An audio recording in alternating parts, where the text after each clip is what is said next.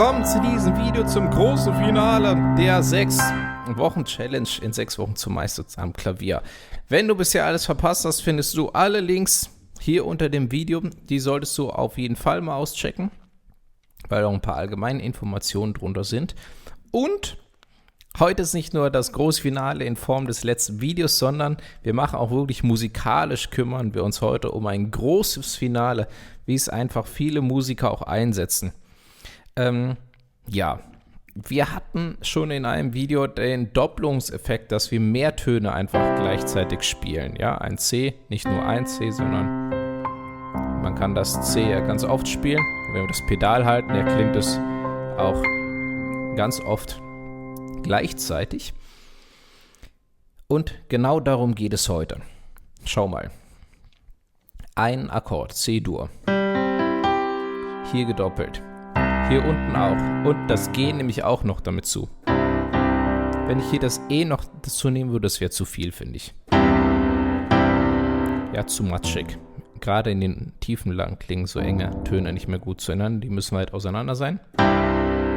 So geht's. Hier unten würde ich das G auch nicht mehr mitspielen. Ich glaube, du kannst es gerade nicht alles sehen. Ich mache letztendlich das. Nur eine Oktav tiefer. Da lasse ich das G allerdings weg, weil es sonst auch zu matschig klingt. Also, wir fangen ganz unten, ganz tief an mit dem C. Spielen dann hier auch C-Dur, C, E, G, C. Das Ganze eine Oktav höher, noch höher, noch höher. Und was ich jetzt hier oben noch zusätzlich gemacht habe, schau mal, in Zeitlupe. 1, 2, 3, nacheinander. Schnell geht's so.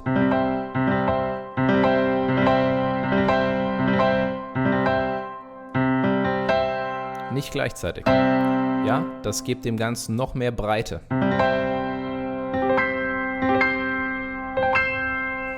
Zusätzlich kannst du Umkehrungen spielen von diesem C-Dur-Akkord. Mal das E hier oben. Jetzt mal das G hier oben. Ja, und dann schau mal.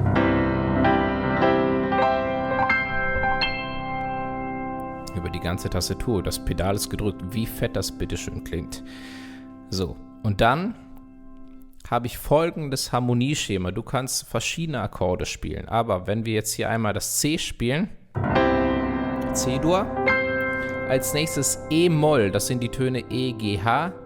Fett klingt das so.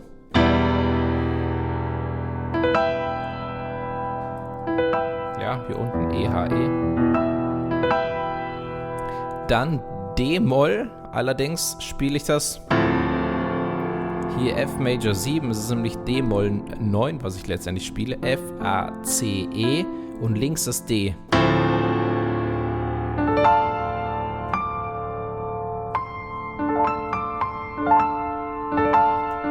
D, A, D, F, A, C, E, D, C.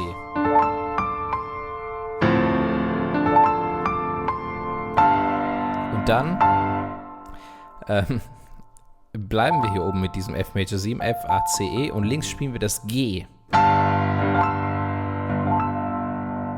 Ja, wir könnten das jetzt als Jazz-Akkord deuten, aber der Einfachheit halber brauchen wir das jetzt hier nicht. Ja, man kann auch sagen in der Popmusik F Major 7 mit dem Basston G.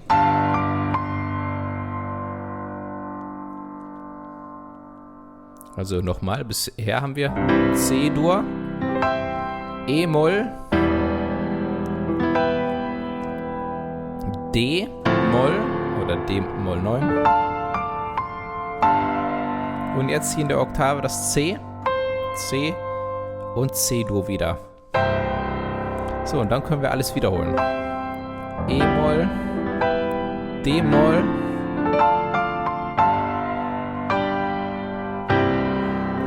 guck mal, ich variiere hier oben, ja? Schau bitte nicht jeden einzelnen Ton ab, sondern denke C-Dur. Du kannst C-Dur so spielen. Du kannst die Hände so weit auseinander haben, ein bisschen näher zusammen. Spielt keine Rolle.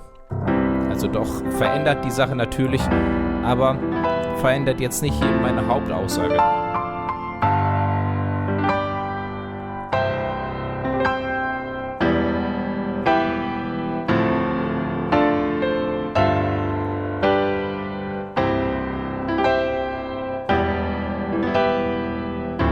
Und wenn du das ein paar Mal gemacht hast,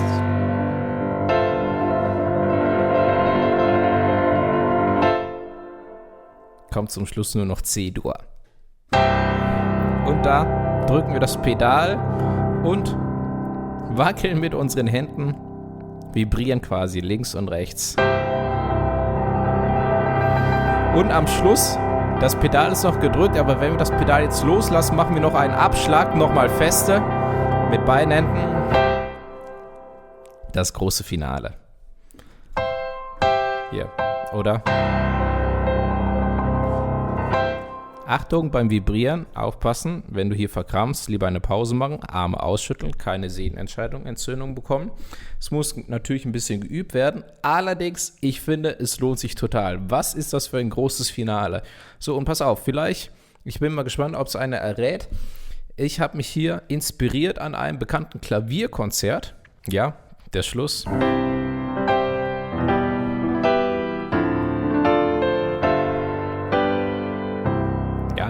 Nicht genauso, aber so von den Akkorden und von der Art her habe ich mich an einem Klavierkonzert orientiert. Ich bin gespannt, ob es eine errät. Schreibt es doch mal unter die Kommentare. Ich freue mich aber auch über alle anderen Kommentare.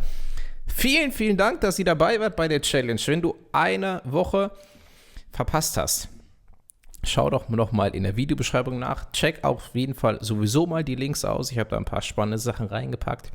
Ja, ansonsten hoffe ich, dass wir demnächst wieder zu einer coolen Aktion zusammenfinden.